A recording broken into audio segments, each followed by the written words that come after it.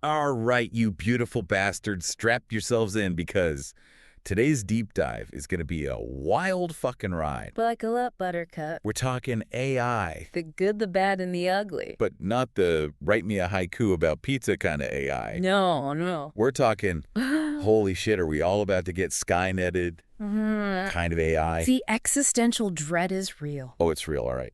And before we go any further, let me just say this deep dive is strictly for those of you who are 18 and over. For mature audiences only. Because we're about to drop some serious truth bombs and, well, there might be a few F-bombs along the way. Fear warning. So we've got these X posts from AI Not Kill Everyone Binnyism memes. Catchy name. Which honestly is the most perfect name for an account talking about this shit. I mean, it really sums it up, doesn't it? Right.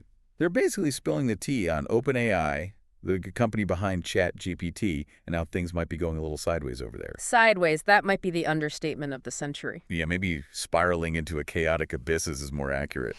Because, get this, their head of AGI Readiness just bounced. Yeah, the guy whose entire job was to make sure AI doesn't wipe us all out decided to piece the fuck out. Makes you wonder what the hell is going on over there. Seriously. What kind of shitstorm is brewing behind closed doors that would make the head of AGI Readiness jump ship? And he didn't just leave quietly either. He dropped some serious warnings on his way out. Like, dude was practically screaming, Mayday! Mayday! from the rooftops. So let's unpack this shit and figure out what the hell is going on. Let's do it. First off, this isn't the first time someone high up at OpenAI has sounded the alarm. Oh, definitely not. Their CTO, Mira Murati, also expressed concerns about how fast AI is developing. Yeah, it's almost like they're trying to tell us something. 2 high-profile departures in such a short period of time is definitely a red flag. It suggests a deep level of unease within the organization. Like, these are the people building this shit and they're jumping ship? Yeah. That's not exactly a vote of confidence. Nope, not at all. So what exactly is this ex-head of AGI Readiness freaking out about? Well, his main warning is that the world is not ready for AGI. AGI. Which stands for Artificial General Intelligence Think Machines, that are as smart as us, or more likely way smarter than us. And he's not talking about some distant future scenario. Nope. He believes this is happening sooner than we think. Like right around the corner? Yeah, he's saying in the next few years, dozens of companies will be able to create AI that poses catastrophic risk. He's basically saying, hey, policymakers, wake the fuck up and do something before it's too late. That sense of urgency is definitely palpable in his statements. Oh, absolutely. There's a real the sky's falling vibe to his warning. So why did this dude decide to ditch OpenAI in the first place? Good question. He gives 2 main reasons. Hit me.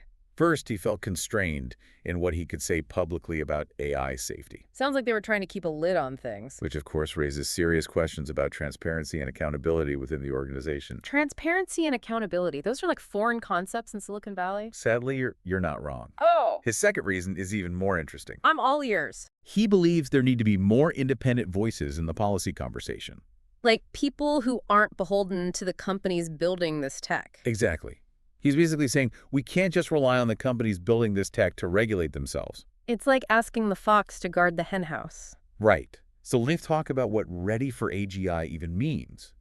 It's clearly more than just having the tech skills to build these super smart machines. It's about more than just the tech itself. Yeah. He defines it as the ability to safely, securely, and beneficially develop, deploy, and govern these powerful AI systems. That's a tall order.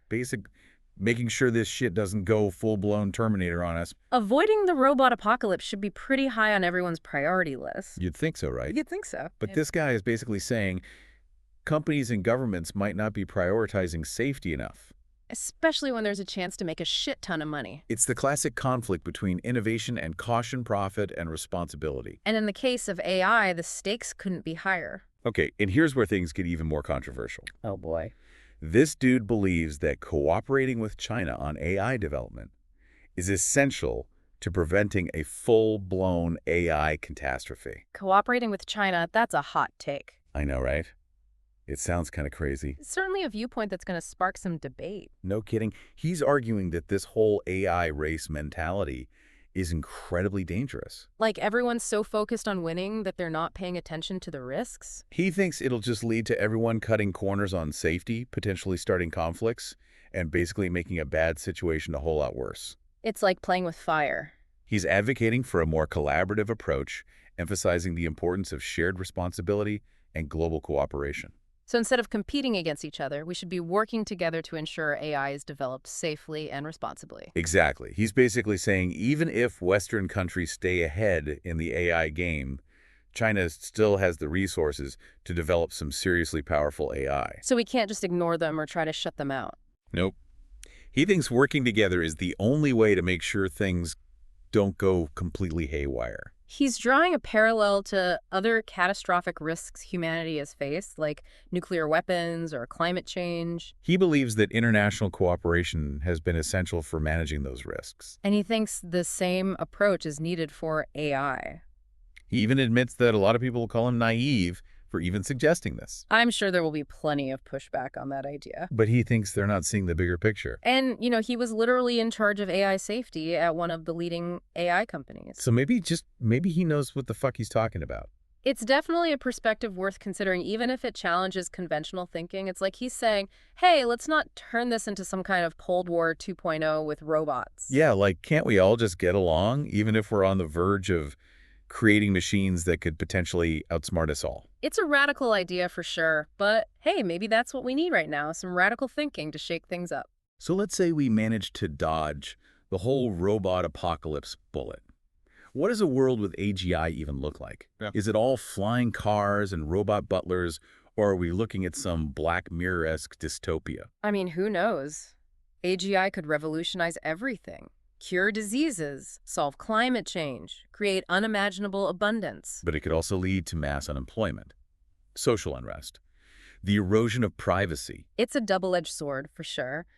The question is, how do we wield it responsibly? How do we make sure it's used for good, not for evil? Yeah, because technology itself is neutral. Yeah. It's all about how we choose to use it. And that's where things get tricky, because right now it feels like we're rushing headlong into this AI future without really stopping to think about the consequences. Like we're so focused on the what that we're forgetting about the how and the why. Exactly. We're so caught up in the hype, the excitement, the potential that we're not taking the time to consider the risks, the ethical implications, the potential downsides. So what can we do about it? I mean, besides stockpiling canned goods and learning how to build a Faraday cage? Well, first and foremost, we need to educate ourselves. We need to understand what AGI is, how it works, and what the potential implications are. Right.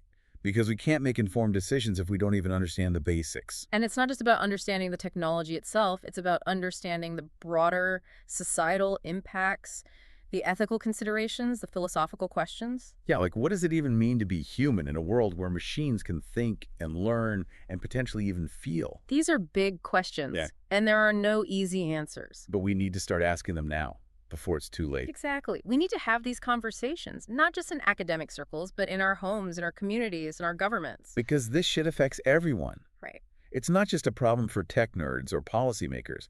It has the potential to reshape the entire fabric of society. And we all have a stake in that future. So what can we do besides educate ourselves? I mean, Right. are there any concrete actions we can take to make sure AI is developed and deployed responsibly? Well, for one thing, we can support organizations that are working on AI safety research and policy development. Like who? There's the Future of Life Institute, which focuses on mitigating existential risks from advanced technology, including AI. I've heard of them. Yeah. They're the ones who got a bunch of big-name AI researchers and tech leaders to sign that open letter calling for a pause on giant AI experiments, right? That's right. They're doing some really important work in terms of raising awareness about the potential dangers of uncontrolled AI development. Okay, cool.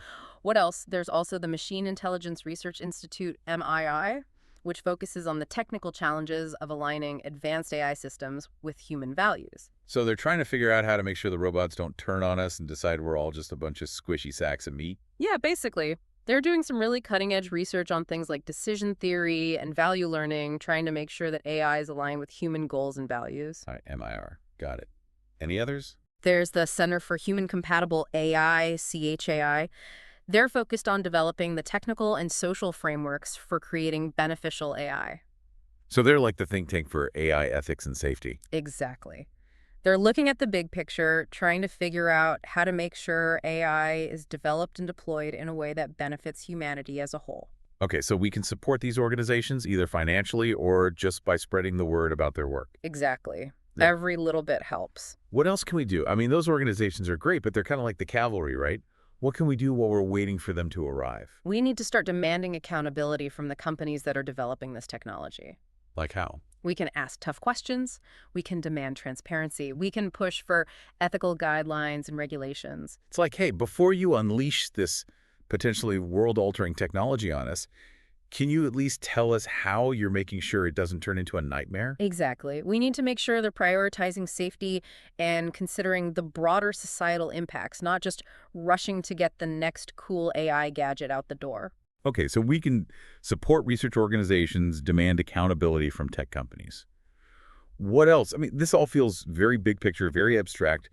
What can we do in our own lives to prepare for this AI-powered future? Well, for one thing, we can start thinking about our own skills and knowledge. Like, what can we offer in a world where AI is increasingly capable? So, like, what?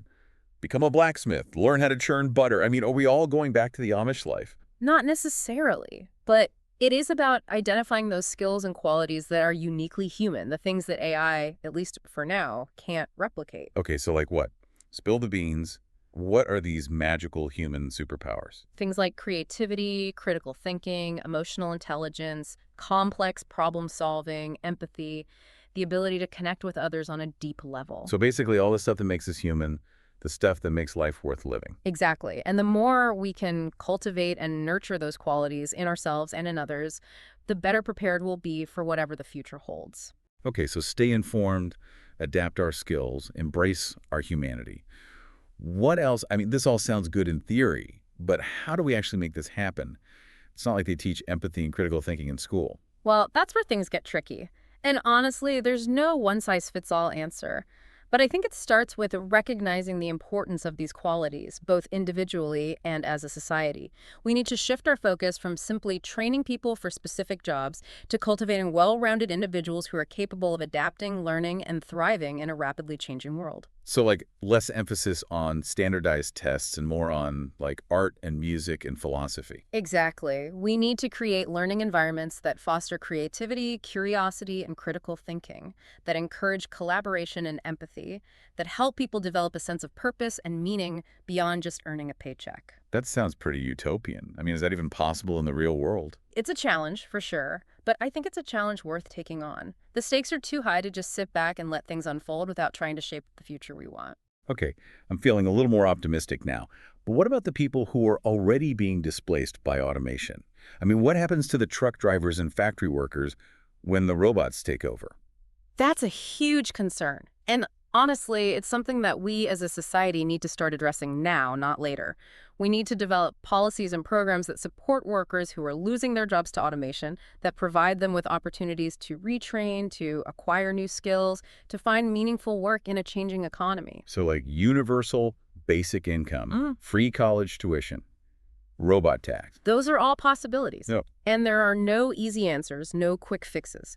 But the point is, we need to start having these conversations, to start exploring solutions, to start planning for a future where work may look very different than it does today. This is some heavy shit, man. I need a drink. I hear you. But hey, at least we're having this conversation, and hopefully it's sparking some ideas, some action, some hope, because the future isn't preordained. We have the power to shape it. Right. We're not just passive bystanders in this whole AI thing. We're active participants. And the choices we make today will determine what kind of future we create. Exactly. So let's choose wisely. Let's create a future where AI is a force for good, a tool that helps us solve our biggest challenges and create a better world for everyone. Damn, that's a good note to end on. All right, you beautiful bastards. Thanks for tuning in to another episode of The Deep Dive. Stay curious, stay informed, and stay engaged. And until next time, peace out.